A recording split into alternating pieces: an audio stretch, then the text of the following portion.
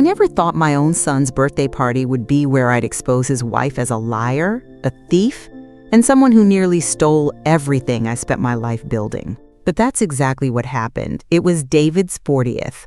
Backyard filled with guests. Cake, drinks, string lights.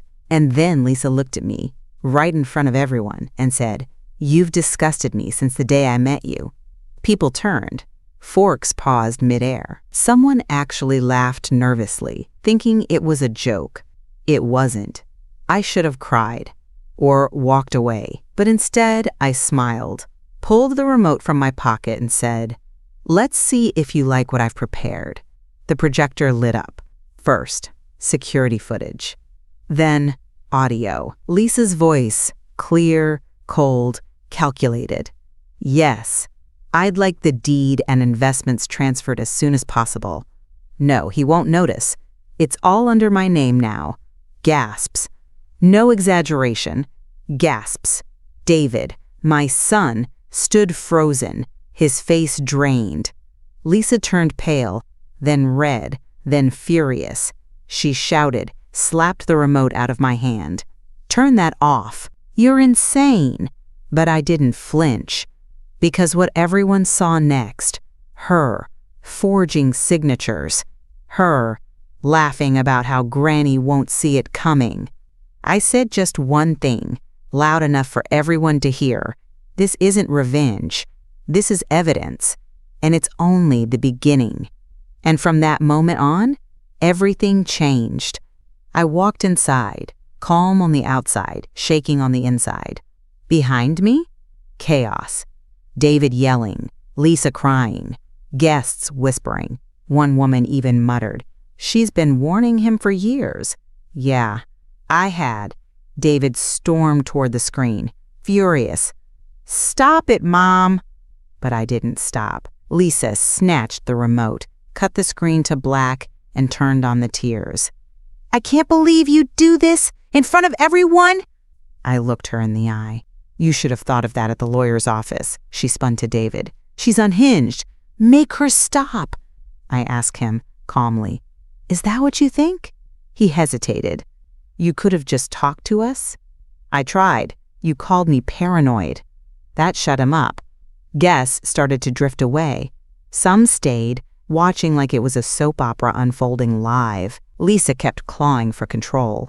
"You've been trying to poison him against me since day one." I didn't flinch. "No, Lisa, you've been rotting this house from the inside out." She lunged like she might hit me. David held her back. I didn't move. "I think I've said enough," I said, and walked away. Inside, it was quiet again. My house. Just for a moment. I peeked through the blinds. David was still standing there, stunned. Lisa? Gone. Or so I thought. Until the back door creaked open and I heard her voice behind me. "You planned this. You want him to hate me." I didn't answer. "You're destroying our marriage." I stopped, turned, looked her dead in the eye. "Lisa, you're doing that all by yourself." She flinched. "You think you're perfect?" she hissed. "No," I said. "I think I'm done being silent." And that was it. She slammed a door. I climbed the stairs. The screen was off, but the truth was out, and it was finally louder than her lies. Upstairs, I sank into the edge of the guest bed, heart still thumping, hands cold. Outside, the party was dying. The laughter was gone. Just the occasional cough, shifting footsteps, and a woman saying, "Did you see that video?" They saw it. All of it. They saw the truth. And now there was no going back. I looked over at the shelf beside the bed. A picture of David as a boy sat there. One of the few I'd kept from when he still smiled just for me. His face in that photo was so open, so eager. He had trusted me with everything. And I had trusted him to see through her. He hadn't. But now, maybe he finally would. In my bedroom, clutching a childhood photo of David, I felt waves of betrayal. I'd raised him alone, sacrificed everything, and now this. I didn't mean to start crying. Not really. But when I picked up that photo of David, his second-grade school picture, front teeth missing, hair sticking up from too much gel, I felt the tears come so fast I couldn't stop them. Not from sadness, from something deeper, something like grief, but heavier. The grief of a mother who realizes the person she raised doesn't remember the raising. I sat on the edge of my bed, fingers gripping the photo frame so tightly I thought it might crack. He had drawn a little heart on the back of this one, years ago. To Mom, love David. The handwriting was crooked. The heart bled through from too much red marker. That boy used to bring me dandelions in his fists. He used to sit on my lap during storms and whisper, "You're my safest place." And now? He stood there mute while his wife tried to erase me. Let her scream at me like I was a stranger, like I deserved it. I kept thinking, what did I raise him for? To become a man who'd rather be comfortable than courageous? Who would let his wife forge documents, take property that wasn't hers, and still call me the problem? I could still hear Lisa's voice echoing down the hallway. "You've disgusted me since the day I met you." She said that with no fear, no hesitation. Because she believed he'd never stop her. Because he never had. It hurt. God, it hurt. The kind of hurt that makes you rethink everything you've ever done. Every late night you stayed up rocking them through a fever. Every single time you skipped the new shoes so they could go on a field trip. All of it suddenly feels like it didn't matter. I wiped my face and got up slowly, opening the drawer beside my bed. I hadn't looked in there in months. But there it was. The little notebook I used to keep when things got tight. Grocery lists, tuition due dates, part-time jobs. I worked when David was in middle school just to keep us afloat. A line item jumped out at me. February, $213.47 for David's braces deposit, extra hours at the diner. God. I worked nights and weekends to give him a smile he could be proud of, and he just stood there while his wife erased me from my own home. I heard a knock on the front door downstairs, distant, muffled. I didn't move. If it was David, he could wait. If it was Lisa, she could rot. For now, I sat on the bed, held that old photo close to my chest, and let myself feel every ounce of it. The loss, the betrayal, the finality. This wasn't a misunderstanding anymore. It was a choice. I woke up sore, not from age, from betrayal. It sat heavy in my back and in my ribs, like I'd been carrying grief in places I didn't know could feel. The house was silent, still smelled faintly of cake from the party, but now it turned my stomach. I brewed coffee, stared at the hallway mirror without recognizing the woman looking back. Her eyes weren't angry. They were hollow, like someone had cracked her open and scooped the center out. Then I heard it. The softest knock on the kitchen door. "Grandma?" It was Ellie. God, Ellie. Still in her pajamas, tangled hair, holding her phone tight in both hands like it was something dangerous. She looked scared. Really scared. "What is it, sweetheart?" I asked. "I have to show you something, but please don't tell Dad yet." I blinked. "Of course." She climbed up onto the kitchen stool and unlocked her phone. Her fingers moved fast, like she'd rehearsed this. I didn't mean to hear it, but they were in the office. Lisa didn't know I was outside. She was laughing. I didn't understand at first, so I hit record. She opened a voice memo. At first, just rustling. Then David's voice. Low, tired. "I just want to make sure she's okay. That the accounts are protected. That if something happens to me, Mom won't be left in the cold." Lisa's voice next. Amused. Cruel. "Oh, sweetheart, that's adorable. But don't worry, Granny won't see it coming. The paperwork's already in my name. You're just a backup." Then the laugh. Lisa's laugh. Mocking. Confident. I stood frozen. Mouth dry. My fingers curled around the coffee mug so hard I thought the handle might snap. David had tried. Somewhere in there, he had tried to protect me. But Lisa had found a way to make sure that didn't matter. She'd flipped him, with lies, with power, with control. And worse, she thought it was funny. Ellie turned off the recording and looked up at me, her eyes wide and wet. I didn't know who else to tell. I'm sorry I waited. I pulled her into my arms, held her tighter than I had in years. "You did the right thing, baby. You did the brave thing." She nodded against my chest. "I don't like her, Grandma." She's mean to you when nobody's watching. And that's when it landed. Not just the betrayal, but the pattern. Lisa hadn't just manipulated David. She'd done it in the dark, quietly, patiently, until I was the only one who didn't see it. Or maybe the only one who still hoped it wasn't true. I kissed Ellie's forehead and whispered, "Thank you." Because that recording, it changed everything. Lisa thought the video at the party was the end. She had no idea. It was just the beginning. I dug through my recordings and showed Margot, Lisa coaching lies, hiding mail, manipulating the babysitter. Margot gasped, "You need a lawyer. Now." It was just supposed to be a drawer for receipts. But over the years, I'd started tossing in things that felt off. A clipped voicemail here, a screenshot there. Envelopes I wasn't sure I remembered receiving. Notes to myself. Ask David if he changed bank accounts, scribbled and circled and forgotten. That drawer was full now. And after Ellie gave me that recording, I pulled it open like it was the first domino. Inside was a dusty flash drive labeled Nanny Cam. I didn't even remember why I'd set it up. Something about the new babysitter at the time, too much time near my files, always acting like Lisa had coached her. I loaded it, and there it was. Lisa in my living room whispering to the sitter, "If she asks about the financial mail, just say it got returned. Or make something up about school forms. She won't push." The sitter looked uneasy. "Are you sure she won't notice?" Lisa smiled.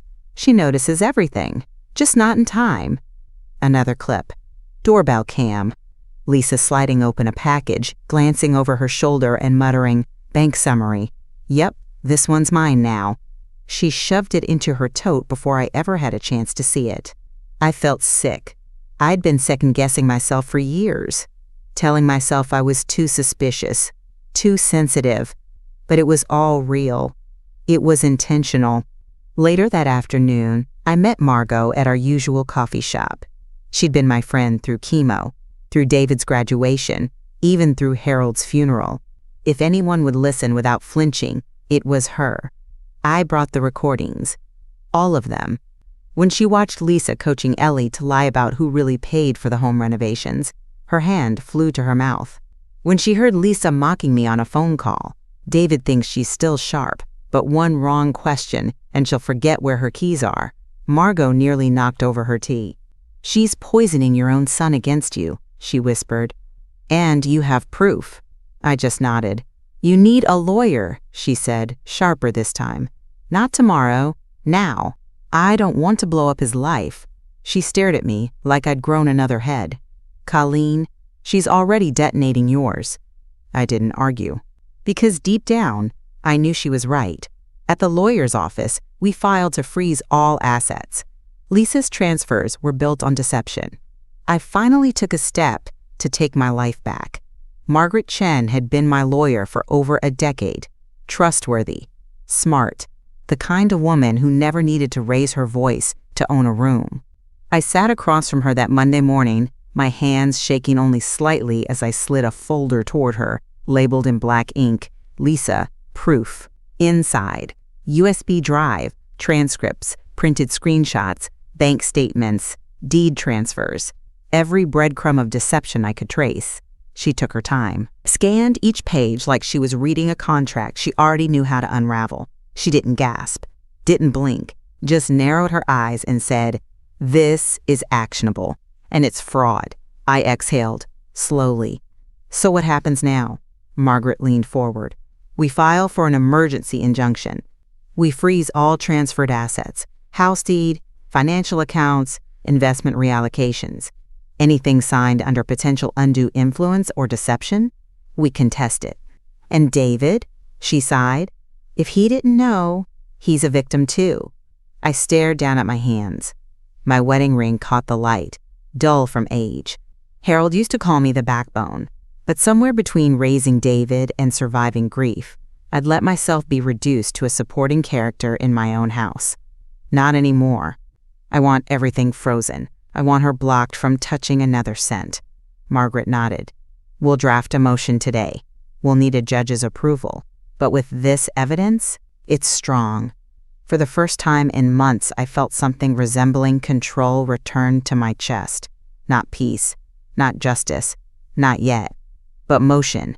That night, I slept for 4 full hours, more than I'd had in weeks.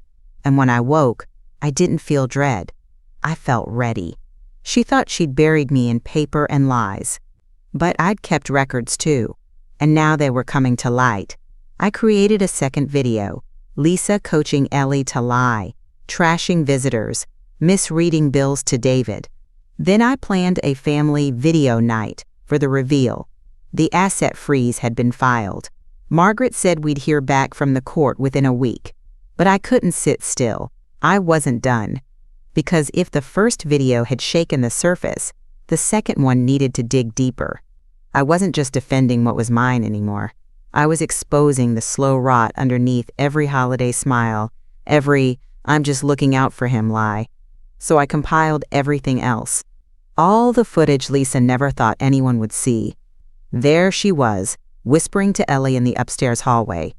"If Grandma asks, just say you don't remember. Got it?" Ellie, confused, nodding slowly. "Even if I do remember?" Lisa, "Especially then."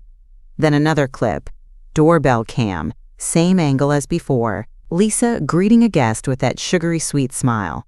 "Oh, you're so kind to visit. We just love having Colleen here with us." The door closed.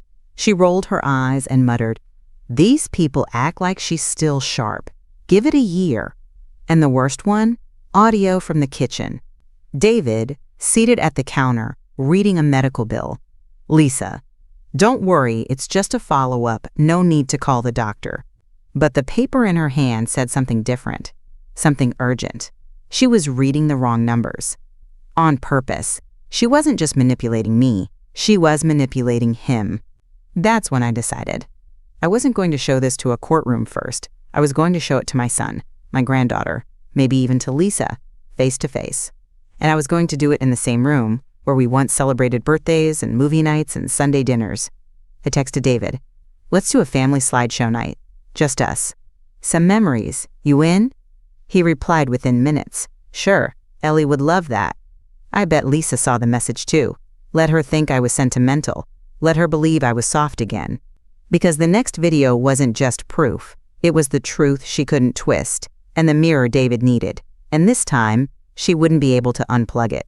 That same week, insurance papers arrived. Lisa had made herself my life insurance beneficiary. That's when I realized she'd planned this all along. It was a Thursday morning. Rain tapping on the windows, sky dark like it hadn't decided if it was still night. I made coffee like always, still pretending normalcy lived here. That's when I saw the envelope on the kitchen table, from Charter Mutual Life Insurance. I hadn't touched that policy in years, not since Harold passed. It was meant for David, always had been.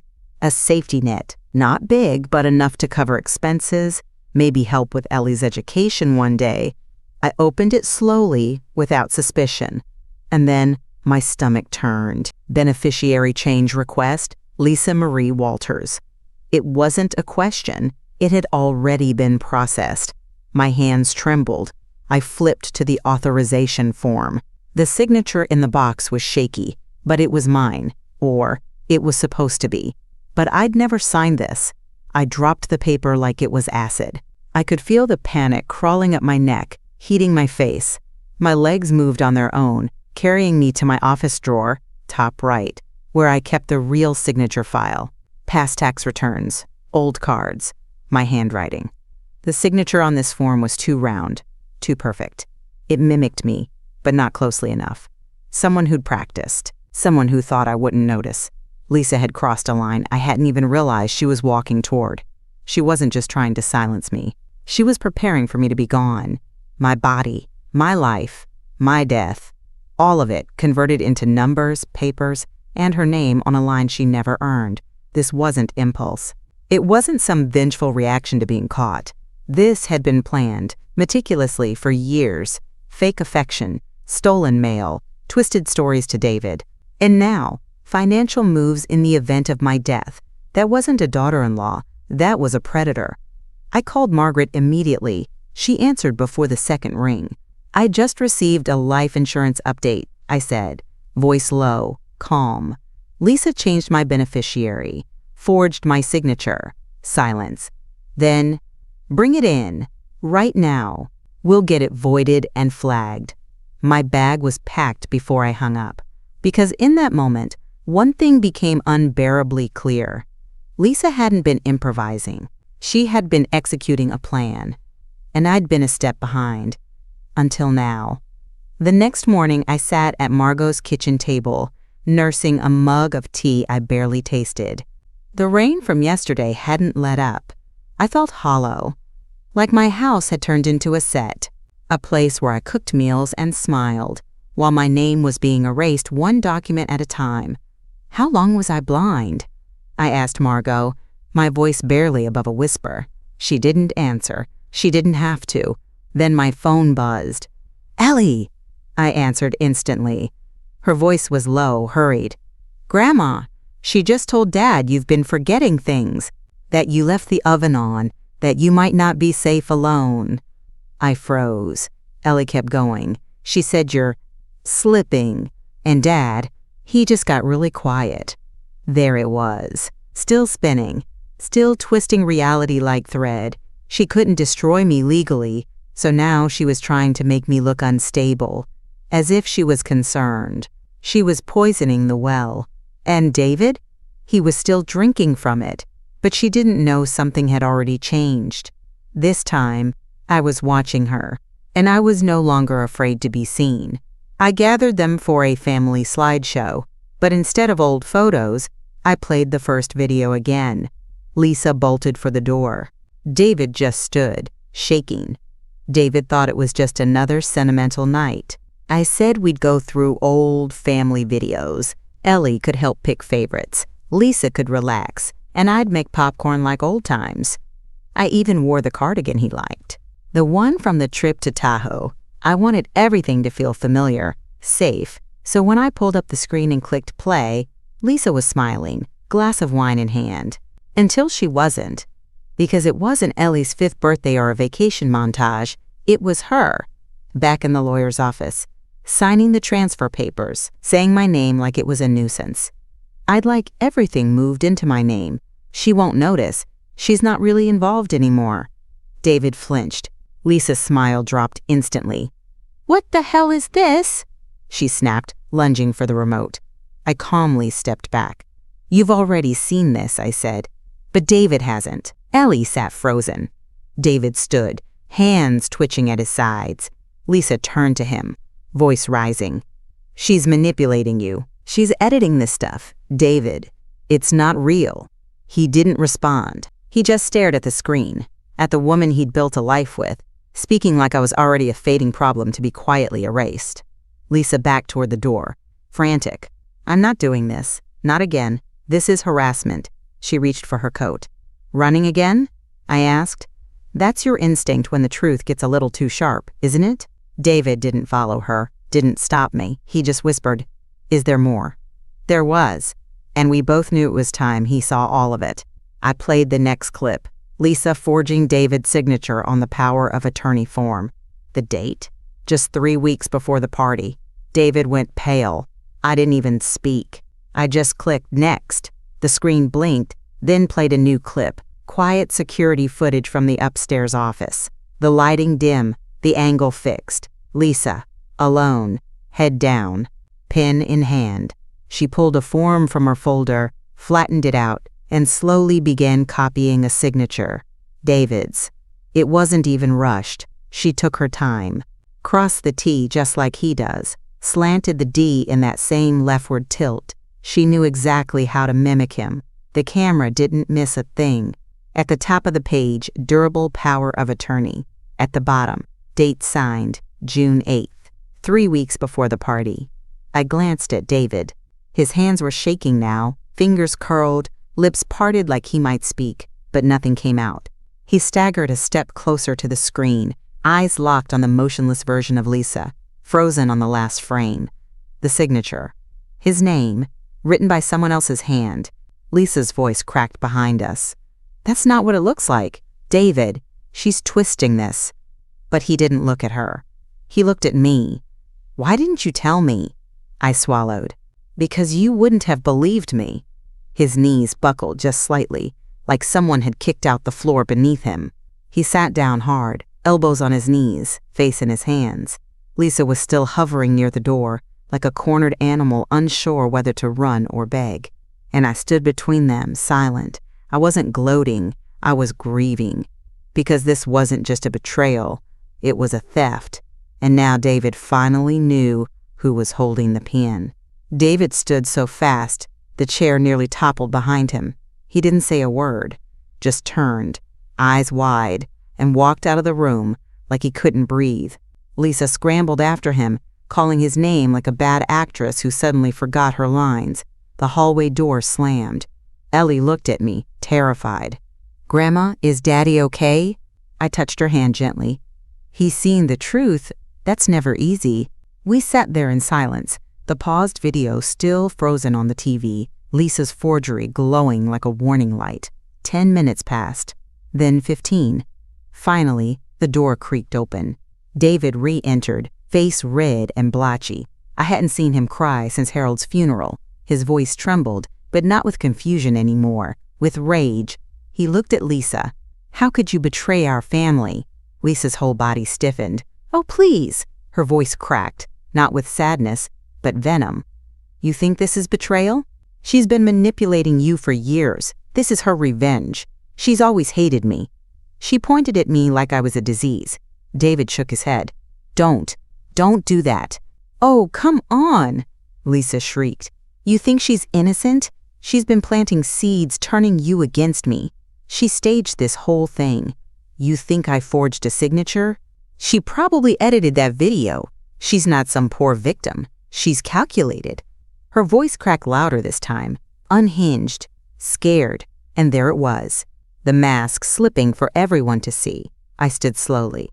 "No," I said, "I'm not calculated. I'm prepared. There's a difference. And unlike you, I didn't need to lie to protect myself." Lisa lunged like she might say something else, but David stepped between us, holding his hand up without looking back. "Don't," he said, quiet, final. Lisa froze. David turned toward me. His eyes were glassy, but steady now. "Is there anything else I should know?" I didn't nod. I didn't speak. I simply pressed play again. The final clip played. Lisa meeting with a shady real estate agent, scheming to sell property David didn't even know was listed. His face drained completely. I hit play. No words. No build-up. Just the grainy footage from the doorbell cam, dated 2 weeks before David's birthday. Lisa standing at the front step, shaking hands with a man in a blazer, sunglasses perched in his hair.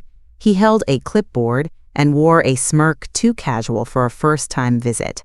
Lisa stepped aside to let him into the foyer, her voice clipped and confident. "He thinks we're just refinancing, but it's better if we sell while the market's high. I'll handle the paperwork. He doesn't need to be involved until it's done." The man chuckled. "And he won't push back?" "Not if I present it right," she said, grinning. "I've got access to everything. Trust me, this place will be on the market by July." I paused the screen right as she stepped into the kitchen. My kitchen. David didn't sit down this time. He just stared at the paused frame, frozen. His face went pale, truly pale now, like his body understood something before his mouth could form the words. "She was selling the house," he said finally, "behind my back." I said nothing. There was nothing left to say. Lisa tried to speak, but he didn't look at her. His voice was calm, too calm. "You lied about the deed, my signature, and now this?" I was trying to secure our future," Lisa stammered. "You know how unstable your mother's been? How she—" David turned, finally facing her, and his voice broke. "Stop using her as your excuse. She built this house. She raised me here. You are ready to sell it out from under both of us." Lisa reached for him, panicked now. "I thought—" "No," he cut in, voice like ice. "You planned." He walked toward the door. Lisa just stood there, shaking, mascara smudged, watching the one person who always defended her finally walk away. "And me?"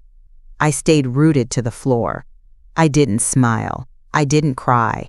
I just watched the woman who tried to erase me finally be seen for who she really was.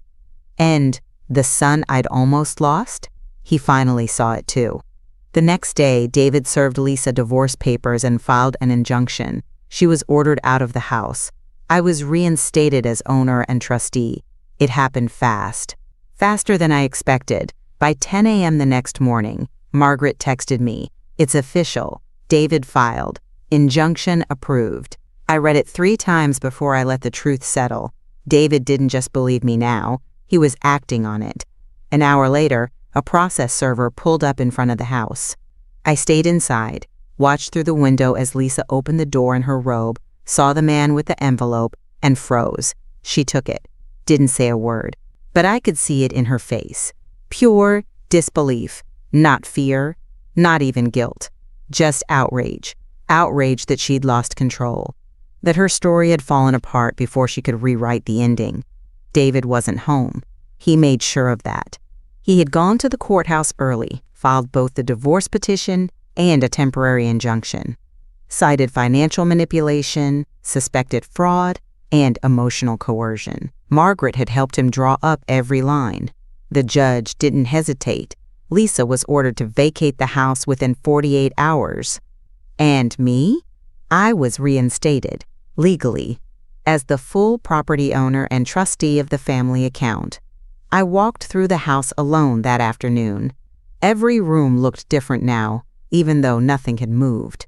Her perfume still hung faintly in the hallway. Her coffee mug still sat in the sink. But it wasn't hers anymore. It never had been. She'd just been borrowing a life she thought no one would protect. I stood in the doorway of David's childhood bedroom, untouched since college. Trophies. Posters. A faded drawing pinned to the corkboard. Me and him, stick figures holding hands. A big sun drawn with red crayon above us. I picked it up and held it to my chest. This time, the tears came, not because I was hurt, because I was free. Downstairs, a knock came. I opened the door slowly. David stood there. He didn't speak at first, just looked at me. Then he whispered, "She's gone." I nodded. "I know." He stepped inside like he wasn't sure he was allowed. I didn't stop him. Because this house, it was his too. And it was finally safe again. At court, Lisa's own recorded conversations were submitted. She'd plotted to isolate me and take over once I was gone. I gave my statement, steady but emotional. The courtroom was sterile, cold in that way only institutions can be. Beige walls, flickering lights, the soft shuffle of papers and clipped heels. But when Lisa walked in, her face made it personal.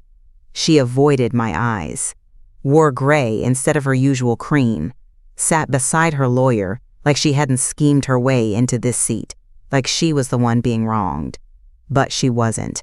She was finally being exposed. Margaret stood first, calm, professional. She handed the judge a flash drive and a thick file of transcripts. Exhibit A. Recorded phone calls, text messages, documents pulled from our own security cameras and email backups. Lisa hadn't just forged signatures. She'd laid out plans.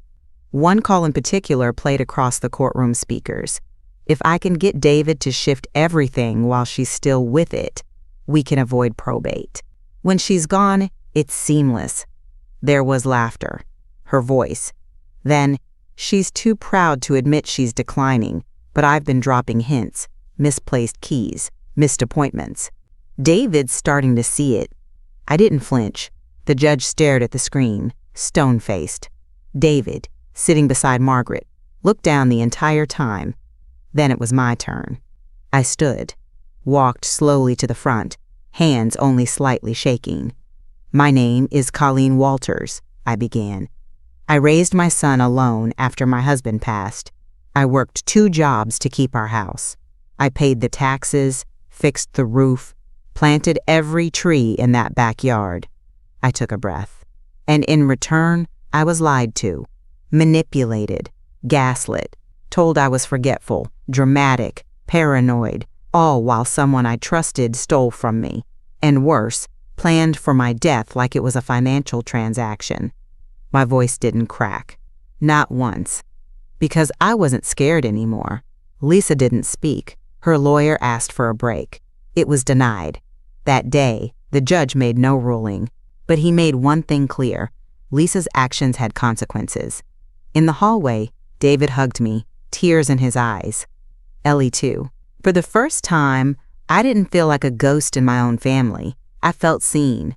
The courtroom doors clicked shut behind us, but the weight in my chest hadn't lifted. Not yet. David stood a few feet away, arms limp at his sides, like he was still processing what he'd heard, what he'd allowed, what he hadn't protected. I didn't move. Neither did he. Then, slowly, he stepped forward. "I'm so sorry, Mom," he whispered, voice breaking. "I didn't see it. I didn't see any of it." His face was wrecked, and not in the dramatic, performative way Lisa used to cry. This was a son realizing he'd betrayed the one person who never asked for anything in return. I nodded. "I know you didn't." "I should have believed you," he said. "I kept thinking you'd overreacted, that you just didn't like her. But she planned this." "She did," I said gently. "But it's over now." And then he hugged me. Full, tight, like he hadn't in years, like he remembered. I let myself fall into it for just a second. Let the muscles in my back finally loosen. My son. My child. Not the man who'd stood by while I was erased. The one who used to fall asleep in my lap during storms. Then Ellie came rushing forward, arms around both of us. "I love you, Grandma," she whispered. "She always said you didn't know what was going on, but you did." I closed my eyes.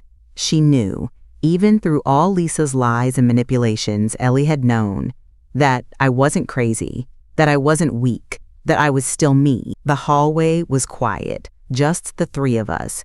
No judge, no audience, just a family that had been cracked wide open, trying to fit the pieces back together.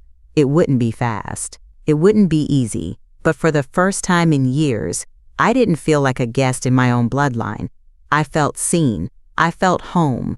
And this time, we'd rebuild from truth, not illusion.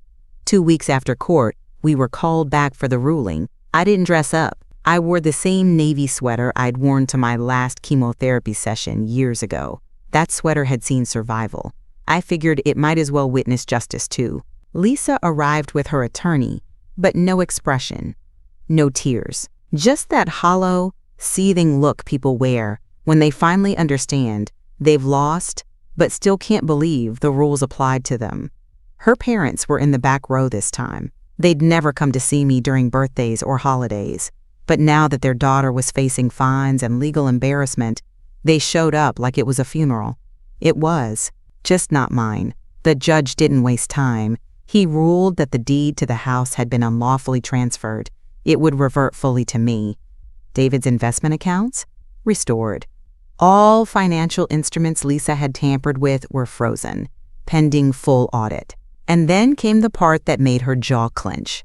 She was fined and ordered to repay a portion of the funds she had misappropriated, plus legal costs. The remainder, the judge said, would be reviewed for potential criminal referral, depending on the audit's findings. Lisa didn't cry. She just blinked, like she was still buffering, still stuck in the world where charm and manipulation could undo anything. But that world was gone now. David sat next to me, silent but steady. Ellie clutched my hand, whispering, "We did it." And Lisa's parents? They didn't say a word.